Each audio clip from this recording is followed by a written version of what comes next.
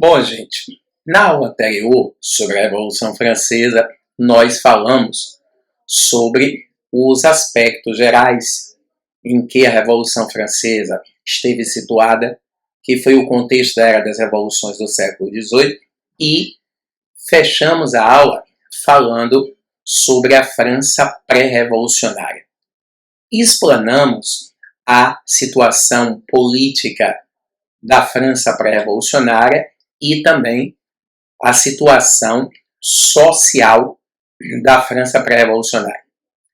A situação social revelaria uma profunda desigualdade social gerada por uma concentração de rendas bestial e essa desigualdade social bastante acentuada, essa desigualdade bastante aprofundada, acabou sendo um dos principais elementos responsáveis pela eclosão da Revolução Francesa.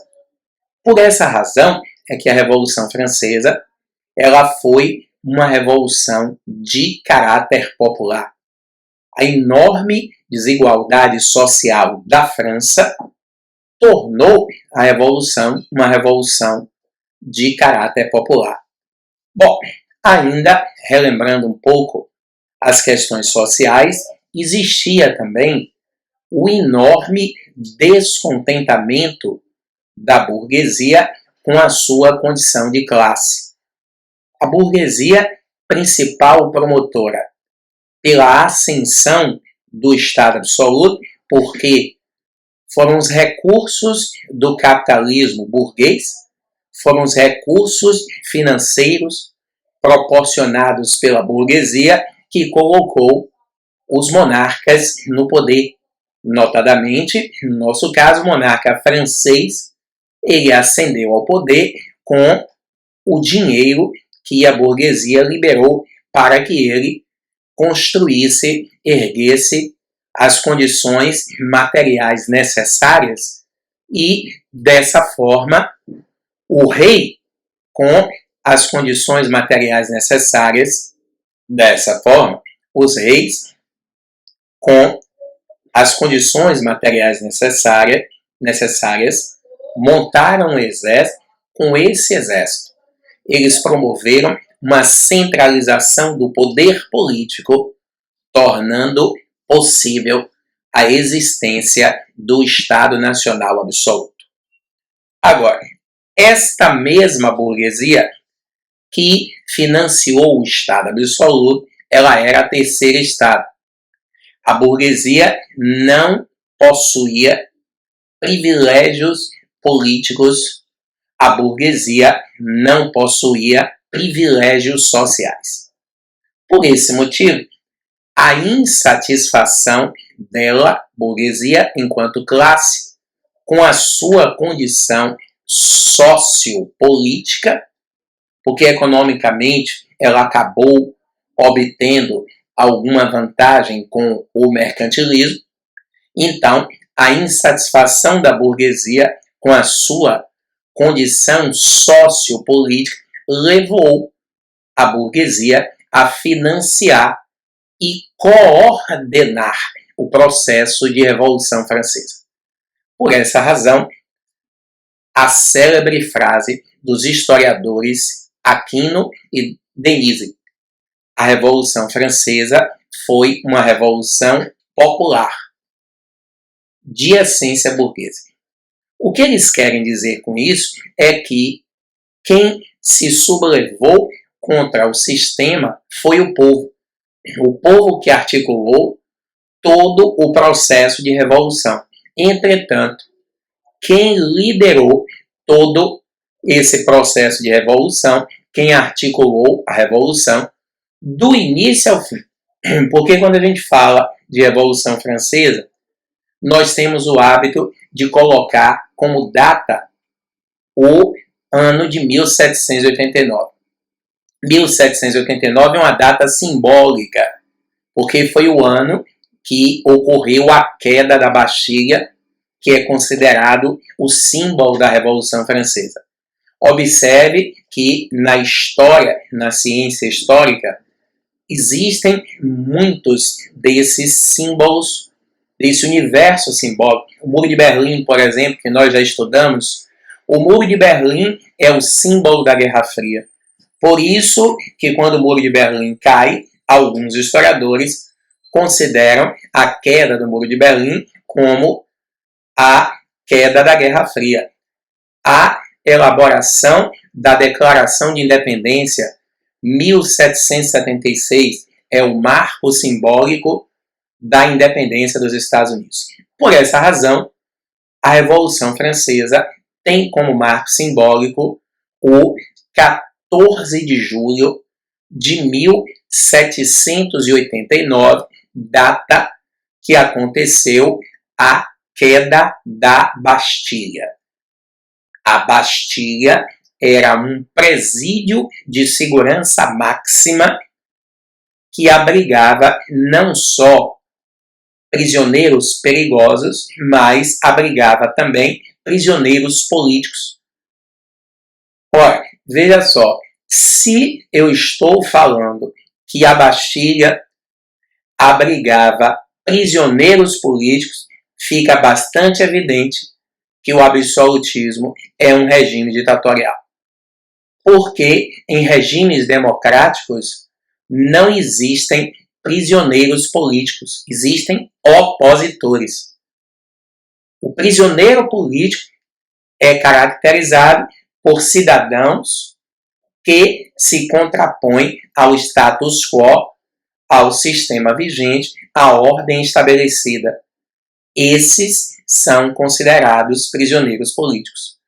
E muitos desses estavam na Bastilha, aprisionados quando, no dia 14 de julho de 1789, ela foi derrubada através de uma iniciativa popular.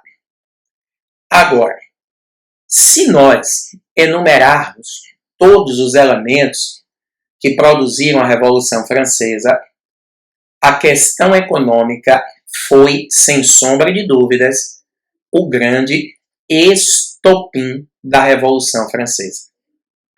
O déficit econômico-financeiro que o Estado francês estava vivendo às vésperas da Revolução agravou a já gravíssima situação social, se transformando numa espécie de pavio que detonaria a bomba que culminaria na eclosão da Revolução Francesa. Afinal de contas, às vésperas da Revolução, o déficit do Estado francês estava na ordem de 50%. Ora, quando a gente diz que o déficit do Estado encontrava-se na ordem de 50%, nós estamos dizendo que esse Estado arrecadava 100 e gastava 150. E é claro, para compensar esse déficit gigante do orçamento, o Estado francês tomou medidas que arrocharam ainda mais o déficit social. O Estado francês toma medidas que acabaram por agravar o já gravíssimo quadro social da França revolucionária, levando a burguesia a utilizar as ideias iluministas. Vejam, isso é de muita importância. O agravamento do quadro social faz com que a burguesia utilize-se de mais ideias iluministas, Essas ideias iluministas vão manipular a sociedade francesa e a burguesia, manipulando a sociedade francesa, joga o povo para as ruas, produzindo a revolução. Mas precisamos aprender de forma mais detalhada, minuciosa, como se encontrava financeiramente a França às vésperas da Revolução de 1789. Vamos todos aprender. Bom, pessoal, Nós falamos que a crise econômico-financeira foi o principal elemento produtor, gerador da Revolução Francesa de 1789. Observem aqui e veja como os gastos econômicos contribuíram substancialmente para que a Revolução Francesa eclodisse.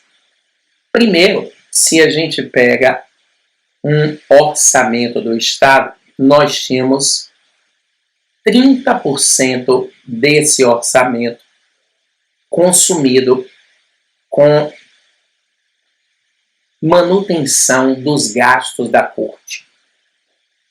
O Estado absoluto gastava 30% do orçamento com o luxo, né? Gastava 30% do orçamento com as orgias palacianas, com as festas palacianas, e aí é que está. Por mais poderoso economicamente que um Estado seja, ele não tem como comportar um gasto de 30% dos seus recursos com festas, com coisas fúteis, enquanto nós tínhamos uma população de aproximadamente 30 milhões e a grande maioria vivia na miséria total. Bom, além disso, 10% do orçamento do Estado francês ele era consumido especificamente com o rei e a família real. Não estamos falando de um volume diminuto. Estamos falando de 30% do orçamento de um Estado inteiro gasto com despesas fúteis e 10% do orçamento de um Estado inteiro gasto com as despesas particulares do rei e da família real. É impossível um Estado com este volume de gastos conseguir se preservar por tanto tempo. Isso sem falar que o Estado francês ainda gastava muitos recursos com guerras, né, com conflitos com os quais o Estado, de certa forma, era obrigado a se envolver para preservar a hegemonia da monarquia absolutista francesa. Então, observe que esse conjunto de fatores acabaram culminando numa derrocada financeira que agravaria substancialmente o já corroído quadro social francês. A fome tornou-se um problema ainda mais crônico.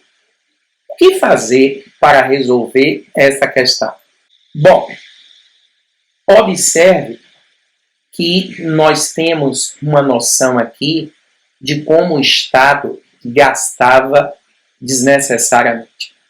O que nós estamos vendo aqui é o Palácio de Versalhes, que é considerado uma das referências mundiais em termos de gastos, de orgia, de mau uso do dinheiro público. Então, o Palácio de Versalhes é essa enormidade, entendeu? Que consumiu recursos públicos exorbitantes, essa enormidade que consumiu recursos públicos exorbitantes, para quê? Olha só a área externa. E eu não estou falando de uma construção dos dias atuais. Eu estou falando de uma construção do século XVIII. Por aí dá para a gente ter uma dimensão do exagerado gasto que a França tinha para manter esse Estado extravagante, esse Estado aberrante. Bom, para tentar solucionar este problema, Luís XVI ele convocou um nobre chamado Calonne para assumir o cargo de controlador Geral das Finanças. Calone era um nobre e o Calone ele foi convidado pelo Luís XVI para assumir o cargo de Controlador Geral das Finanças. Controlador Geral das Finanças seria o que hoje chamaríamos de Ministro da Economia. Calone era um nobre que tinha sido formado pela escola fisiocrata, né? Aquela escola do iluminismo que defendia que a riqueza de uma nação está associada aos seus recursos naturais. Então, o Calone ele foi convencido pelo rei e se tornou o primeiro ministro das finanças, controlador geral das finanças do Estado francês. Quando Calone assumiu o poder, ele propôs ao rei, no início, na verdade, Calone ele não tomou nenhuma providência para conter o quadro financeiro da França e deixou levar. Só que o Calone vai percebendo que a situação financeira do Estado engolfa-se em uma crise que era impossível de ser contida. Dessa maneira, em 1787, o Calone, percebendo a dificílima situação financeira que a França se encontrava, em 1787, Calone convocou Luís XVI para uma reunião e nesta reunião o Calone ele fez ao rei duas propostas. A primeira proposta que o Calone fez ao rei foi a proposta de cortar os gastos. Quando o Calone fez a proposta de cortar os gastos, o rei brecou. Cortar gasto, não. A gente já gasta tão pouco. Rapaz, é um problema sério dos estados desde que o mundo é mundo. O volume de gastos da classe dominante, ele sempre acaba crescendo numa exponencial que vai se tornar impossível de ser mantido. Vai crescer numa exponencial e tornar-se-á impossível de se manter. Por isso, o rei recusou a proposta do Calone de corte de gastos. Então, Calone faz outra sugestão ao rei: aumentar os impostos. Evidentemente que no início o rei titubeou, ele não queria aumentar os impostos, e o Calone ele propôs um aumento de imposto interessante. Como nós sabemos, vimos na aula anterior, no estudo da sociedade, que todos os impostos eram pagos pelo primeiro e pelo segundo estado, Calone propôs ao rei uma tributação, vimos na aula anterior que todos os impostos eram pagos pelo terceiro estado, que o primeiro e o segundo estado eram isentos, não pagavam impostos. Como Calone sabia disso, Calone propôs que o primeiro e o segundo estado passassem a pagar impostos. Quando a gente fala de primeiro e de segundo estado, nós estamos falando da nobreza. Estamos falando do estado privilegiado. Estamos falando da nobreza. Calone propôs que o primeiro e o segundo estado passassem a pagar impostos. Era uma maneira inteligente que ele tinha de reduzir o déficit financeiro e não aumentar a opressão social. Porque se o terceiro estado já arcava com todos os impostos, imagine um aumento de uma carga tributária Em cima do terceiro estado, a França respirando as ideias iluministas da forma que estava, um aumento de impostos em cima do terceiro estado, com a França respirando as ideias iluministas que nós sabemos eram anti-absolutistas da forma que estava, iria combinar num caos social. Então, pode até parecer que o Calonne era um traidor da nobreza. Ele era um nobre, mas ele não era. O que era que o Calonne estava propondo? Às vezes a elite precisa compreender que é melhor abrir mão de parte dos privilégios, mas preservar-se como elite, a ter que perder todos os privilégios conquistados, todos os privilégios adquiridos. Então, o rei resistiu o máximo que ele pôde, mas ele acabou cedendo. Em 1787, o rei concordou que Calonne convocasse na sala de reuniões do Palácio de Versalhes a Assembleia dos Notáveis. A Assembleia dos Notáveis seria uma reunião que contaria com a participação do primeiro e do segundo estado. Olhe como ele se intitulava, Notáveis. Então, a Assembleia dos Notáveis foi organizada para colocar em votação a proposta do Calonne de organizar uma reunião para acabar com os benefícios fiscais que o primeiro e o segundo estado possuíam desde sempre. Dessa forma, como eu disse e repito, aumentar-se-ia a arrecadação sem aumentar a opressão social em cima do terceiro estado, que já estava deveras arrochado.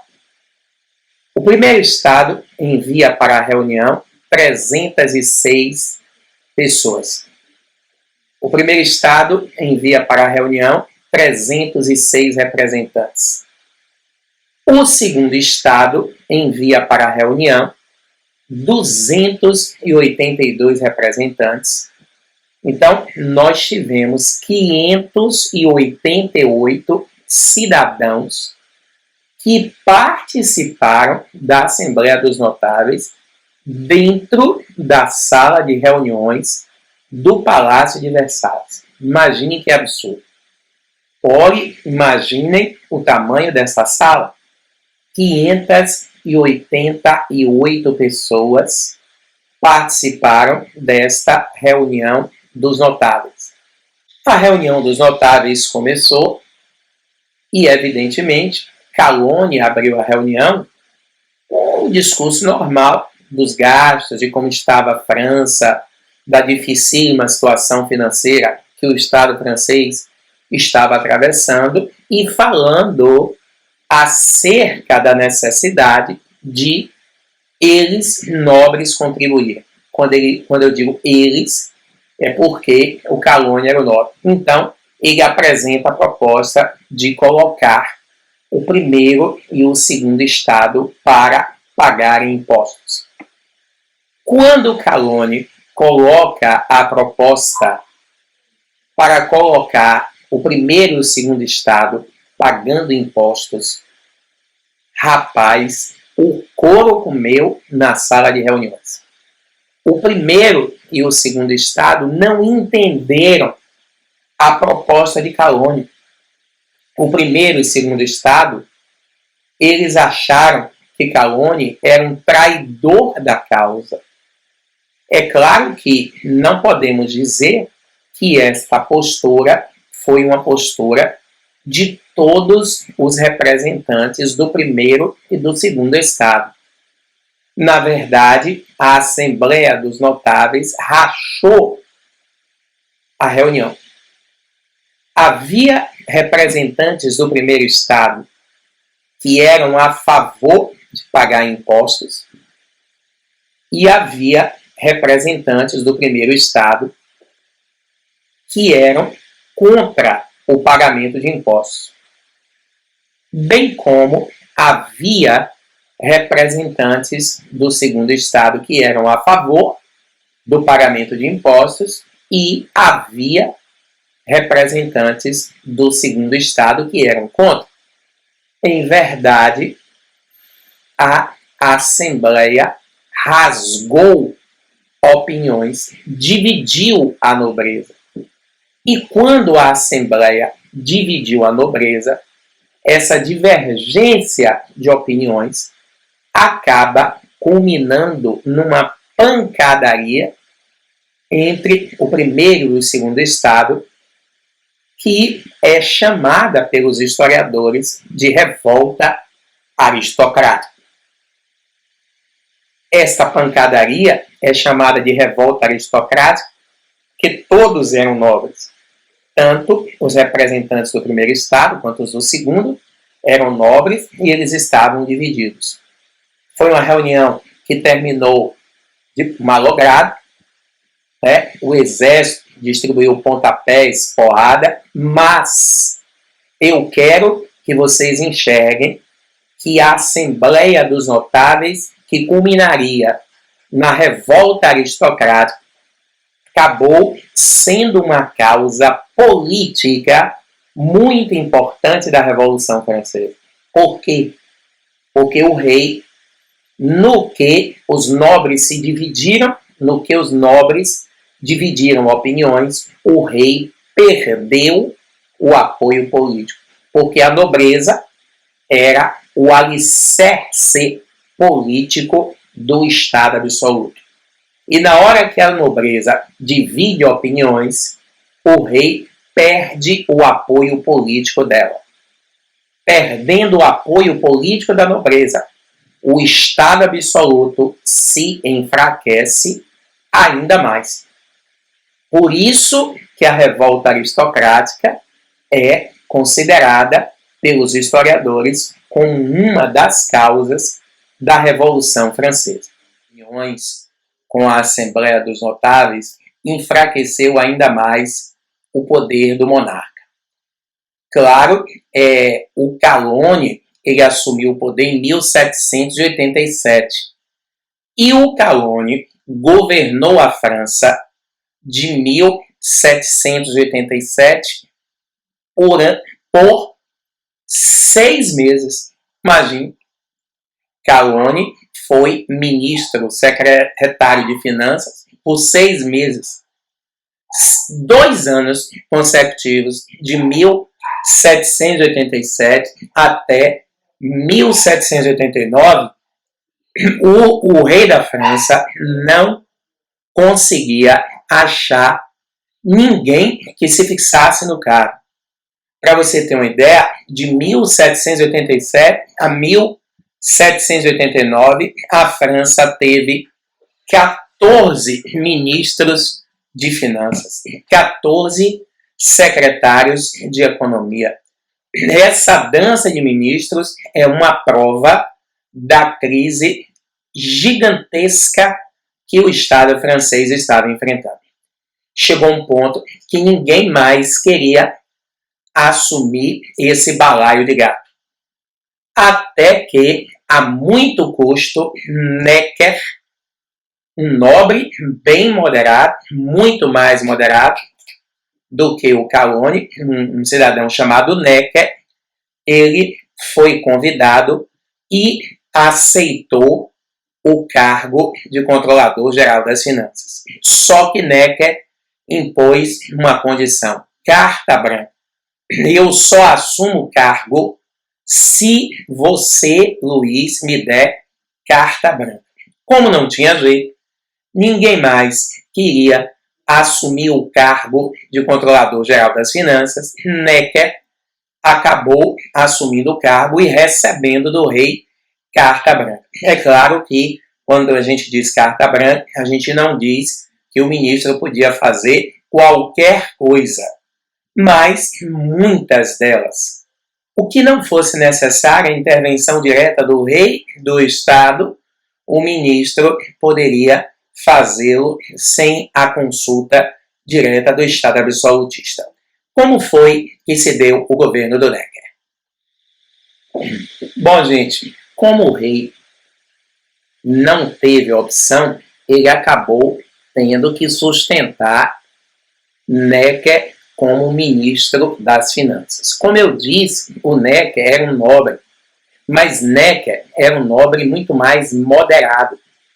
Necker era um nobre moderado e Necker aceitou, como eu falei, desde que o rei desse a ele carta branca. No início, assim que Necker assumiu o poder, Necker começou a cortar gastos. O que o Calonne tentou fazer e não conseguiu, o Necker implementou. Se ele tinha carta branca, ele jogou duro. Rapaz, mas ele deu uma tesourada, viola nos gastos. Era um negócio absurdo. Gente, para você ter uma ideia, os gastos eram tão exorbitantes que a nobreza fazia uma festa semanal. Era a festa semanal da nobreza. Todas as sextas, era uma orgia. Quem perturbasse, vestia a roupa e ia embora. Pense que absurdo. Necker cortou a mesada dos nobres. Os nobres tinham direito a receber uma mesada, uma pensão, só porque eram nobres. Só por isso, pelo simples fato deles serem nobres, eles tinham direito a receber uma mesada, uma pensão. Necker cortou. Eu acho que é desnecessário que se fale que a nobreza não gostava nem um pouco do estilo de governança do Necker. A nobreza não gostava da forma como Necker estava gerenciando a economia. Porque Necker estava cortando os seus privilégios. Em contrapartida, a população francesa estava adorando. E Necker começou realmente o que ele pôde, em termos de gastos, a tesourar, a cortar. Só que a situação financeira era tão grave que nem mesmo o corte de gastos por si só estava equacionando, solucionando o problema. O corte de gastos sozinho não estava resolvendo a dificílima situação financeira que o Estado francês se encontrava. Assim, o rei foi convocado novamente pelo Necker para uma reunião. E nesta reunião, Necker novamente expõe a situação financeira, mostrando ao rei que, apesar de todos os esforços dele, Necker, no que tange ao corte de gastos, ele não estava tendo êxito, e então era necessário combinar o corte de gasto com o aumento de impostos. Não tinha outro jeito. Era fundamental, era necessário combinar corte de gastos com aumento de impostos. É claro que o rei resistiu, mas devido à situação financeira, mais uma vez, ele foi obrigado a ceder. E Necker apresentou ao rei Luís duas propostas. A primeira proposta era aquela proposta que o Necker defendera: acabar com a isenção do primeiro estado e do segundo. Ou seja, a primeira proposta do Necker era acabar com a isenção da nobreza, com os privilégios da nobreza. E a segunda proposta era dobrar os impostos no terceiro estado, ou seja, dar um aumento de 100% nos impostos do terceiro estado. Não é um aumento qualquer, é um aumento de 100%. É claro que o rei vetou a primeira e ficou com a segunda. Claro, para acampar o povo, ninguém tem escrúpulo. Só que o rei ficou preocupado, o rei não, Neca ficou preocupado e propôs ao rei o seguinte: se você é o monarca e quer dobrar os impostos no terceiro estado, eu tenho que aceitar. Só que eu sugiro, já que nós vamos dobrar os impostos no terceiro estado e o clima não está nada bem, o terceiro estado está profundamente insatisfeito com a opressão, a condição social, nós, por prudência, deveríamos convocar o primeiro e o segundo estado e o terceiro para uma reunião. Nós vamos dar um aumento de 100%. Nós vamos dar um aumento de 100%. Então, temos que, pelo menos, comunicá-lo. Porque não é aumento qualquer, dobrar. Atendendo às pressões de Neca, o rei convoca para o dia 5 de maio de 1789 a reunião ou Assembleia dos Estados Gerais. Era assim denominada reunião ou Assembleia dos Estados Gerais, porque era uma reunião que contaria com a participação dos 3 estados. O primeiro, o segundo e o terceiro estado participariam da reunião e a mesma ocorreria na sala de reuniões do Palácio de Versalhes, assim como a Assembleia dos Notáveis.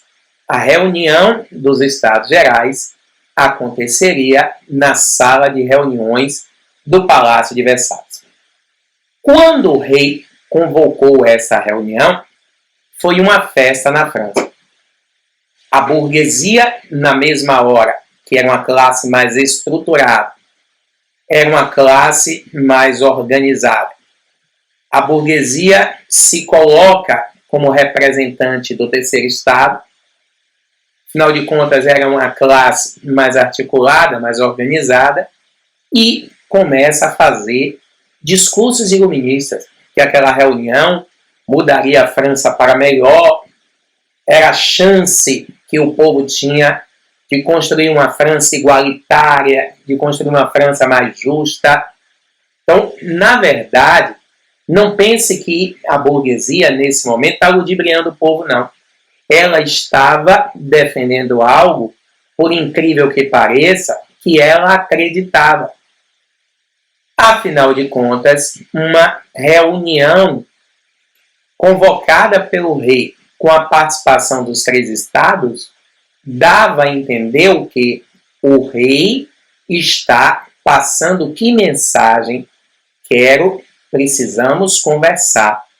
Óbvio que se o Estado está numa situação econômica péssima e o rei convoca o povo para uma reunião, qual é a mensagem que ele está passando?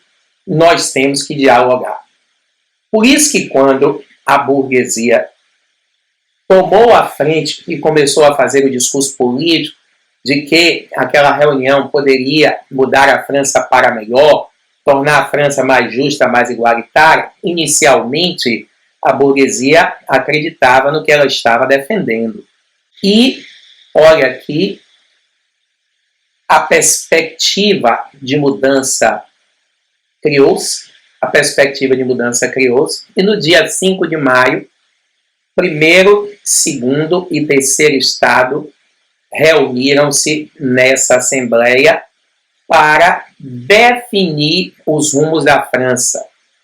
Primeiro, segundo e terceiro estado reuniram-se nessa assembleia para definir os rumos que a França tomaria. Lembre-se, eram 2 propostas. Primeira, acabar com a isenção do primeiro e do segundo estado, e a segunda proposta, dobrar os impostos em cima do terceiro estado.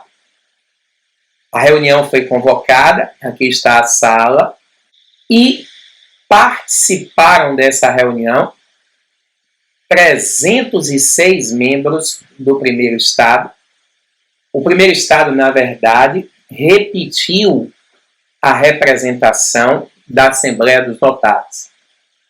282 membros do segundo Estado, que também repetiu a representação da Assembleia dos Notáveis. É bom lembrar que o primeiro e o segundo Estado estavam rachados.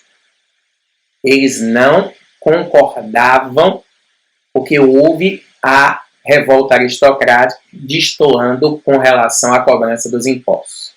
E o terceiro Estado envia para a Assembleia dos Notáveis 611 membros, todos da burguesia, numa sala de reuniões. A reunião dos Estados Gerais acabou criando o grande estopim que desencadearia a Revolução Francesa, a queda da Bastilha. Na próxima aula, veremos como essa reunião precipitou a Revolução Francesa, promovendo a queda da Bastilha e o início do processo revolucionário. Tá bom? Um abraço a todos e até a próxima.